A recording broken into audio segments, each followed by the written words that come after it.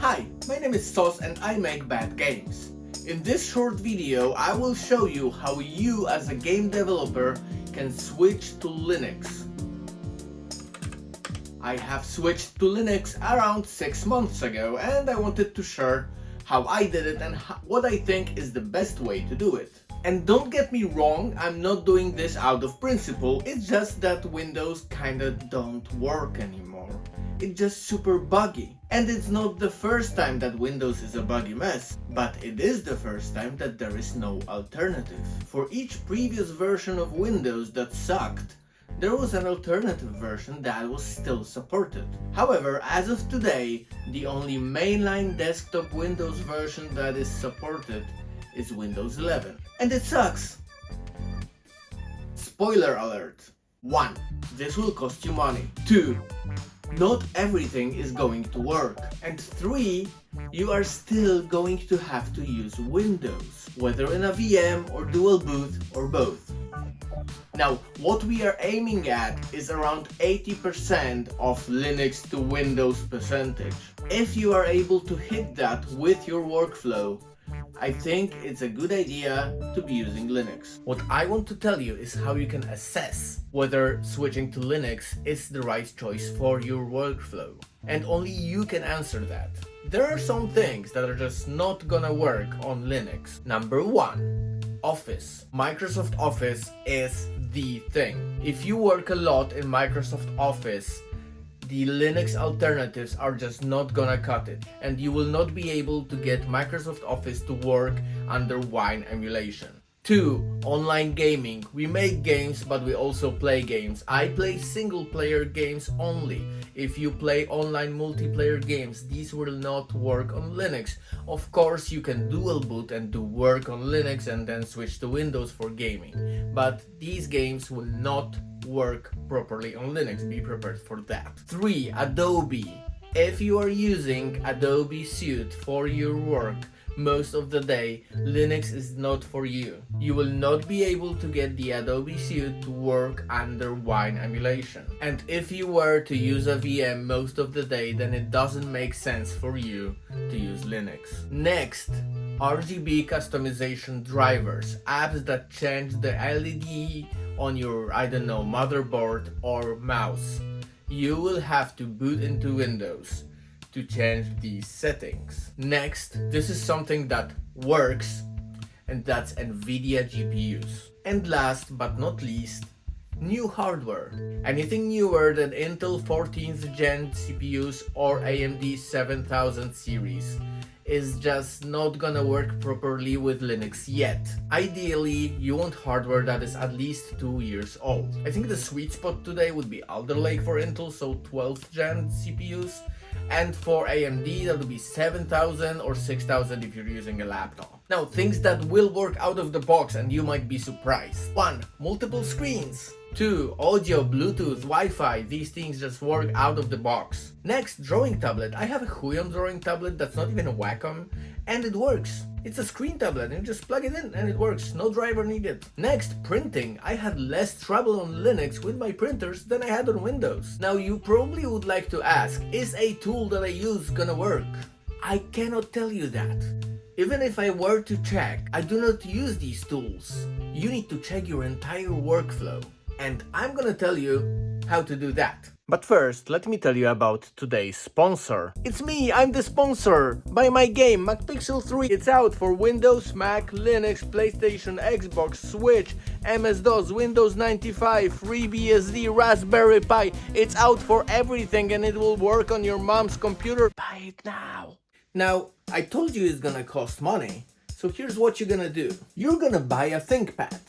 Now here I have a ThinkPad X13, has a Ryzen 7 4000 series CPU and 32 GB of RAM. And I paid 250 euros for this. And this might be much, but this is the best way to test your workflow without affecting anything. Just get a ThinkPad, see if everything works on it, and then either keep it or just sell it.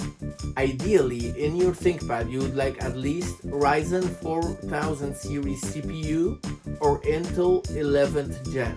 AMD is going to give you better graphics performance, but Intel is going to give you better virtualization options, so you get better graphics performance inside a virtual machine. Honestly, just buy whatever is cheap. If you are tight on a budget, just buy an extra SSD. 256 gigabytes is going to be enough. A fully set up Linux system will only take about 20 gigabytes, not more than that. And you can either dual boot or just pop that Windows SSD out of your computer and put a fresh SSD, install Linux, see if it works, and if it doesn't, you just put the Windows back and keep working. But ThinkPad is the best option because it is Linux compatible. These machines are made for Linux. They're also really cheap. So I got this to test if Linux works, and I ended up selling my laptop and just keeping this. Now the Linux distro that we are going to use is OpenSUSE Tumbleweed. You've probably seen a lot of distro tier lists or explanations about different distros. But if you are making games, this is the best option. Why? SUSE Linux Enterprise is a system made by a German company for SAP solutions. SAP is a database, something really corporate thing that we are not gonna care about, but they are a big corporate entity and they make this Linux. This is like Fedora to Red Hat. This is what Tumbleweed OpenSUSE is to the SUSE Linux Enterprise. This distribution supports secure enterprise Linux that you want to enable because we are reasonable software developers here. It has a track record of being very stable despite being rolling release, so you are getting the newest updates for every single piece of software on your computer as they appear. And gaming on Linux is a very novel concept. It's only growing now, so you do want these latest packages. It also has BTRFS file system with snapshots. Thanks to that, whenever your system breaks, you can just roll back to a previous snapshot and everything works. Now why not Ubuntu or Linux Mint or Debian based systems like Pop!OS? So, Pop!OS needs you to disable secure boot. We are not doing that. We are reasonable software developers here. 2. Ubuntu. Ubuntu uses snaps. Some software in Ubuntu is only available via snaps. And sometimes when you don't want to install a snap, it will still install a snap for you.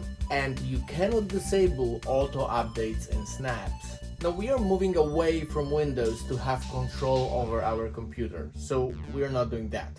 Next, Linux Mint. Linux Mint is Ubuntu without snaps, but Ubuntu, being based on Debian, has really old packages. At one point, this is going to cause trouble for you. You can try a Debian-based system, but further down the line, you will have to switch.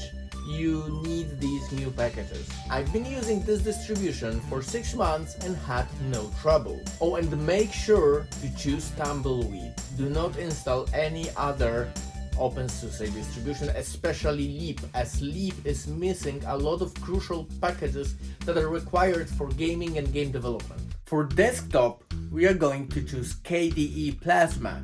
And Plasma comes in 2 flavors. One is X11 and one is Wayland. X11 is very old, but it's very stable and well documented. But it doesn't have support for HDR or fractional desktop scaling. So if you have a laptop with an OLED screen, you are going to need Wayland. And Wayland being very new is also why we need a rolling distribution like this. KDE has a lot of customization options, but it also just works out of the box and resembles Windows a lot. And the last thing you are going to do is to set up a VM with Windows in it. As I said, some of your workflow is going to require Windows. At minimum, publishing your game for Windows users is going to require you to test it on Windows. You might think of VMs as being slow and sluggish, but setting a VM on Linux will give you a near perfect hardware performance. So for example, if you set aside half of your computer, half of your CPU cores, and half of your RAM for a VM, this VM is going to work exactly as fast as half of your computer. It is also possible to pass through a GPU to the VM. Some GPUs, especially Intel ones, will allow you to split them between the host and the VM. In my desktop workstation, I have two GPUs. One is for the host system and one is for the VM. Mind that you will not be able to pass an NVIDIA consumer gaming GPU to your VM system, because when the NVIDIA driver detects that it runs inside a VM, it just shuts down the GPU. Thanks, NVIDIA. There are last two things that you are gonna need that also cost money. One is JetBrains, either Rider if you're writing C# or CLion if you're writing C or C++. They're subscription based and they have some shady AI features, but you can turn them off for now, and these are the only thing that work out of the box. And the last thing is Codeweaver's Crossover. Codeweaver's Crossover is wine, but premium. You pay for it. But the Codeweaver's team is the team behind Wine, and Crossover is their premium product. So if you need any Windows application to work and it doesn't work under Wine, try Crossover, see if that works. So yeah, that's it. That's all I have to tell you. There is a million tutorials about Linux. I do not want to repeat what they say. I just wanted to give you a game developer point of view. I love Windows. I've been using Windows for 30 years and I cannot wait to switch back to Windows. Don't get me wrong, we are not here because Linux is good. We are here because Windows is crap. No, Linux is getting better, but I really hope Windows go back on its feet at one point. Until then, welcome to the Linux world. If you have any questions, feel free to hit me up. Either leave a comment or find me on any social media known to mankind. I'll be happy to help. Now, make cool games and see you later.